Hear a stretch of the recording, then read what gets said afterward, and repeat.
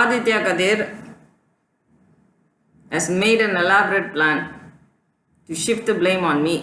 ஆரணியில் இருக்கிற எம்எல்ஏவை போட்டு தள்ள போகிறதா ஒரு பட்சி வந்து சொல்லிச்சு.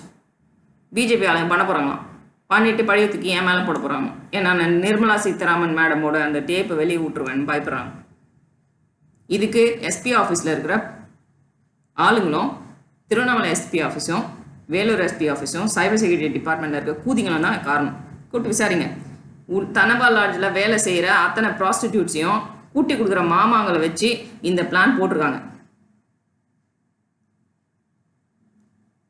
முடிஞ்சால் உங்கள் உயிரை நீங்கள் காப்பாற்றிக்கோங்க. என்ன எதுவும் பண்ண முடியாது. நான் போடல இந்த பிளான். போட்டு கொடுத்தது ஆதித்யா கதிர், மூவி இண்டஸ்ட்ரி. ஏன்னா இந்த பழியை என் மேலே போட்டு என்னை ஜெயிலுக்கு காமிச்சிட்டு அண்ணாமலையை வந்து ஸ்னேகா கூட்டி கொடுத்து அவரை கொல்ல போகிறதா பிளான் போட்டிருக்கான். ஆதித்யா கதிர் புல் சப்பரம் ஓலி பாஸ்கர். ஏன்னா என் புருஷன் வந்து வெப்பேரியில் இருக்கானா, ஆனால் அவங்களுக்கு பிடிக்கல. So they want to destroy my image as a journalist.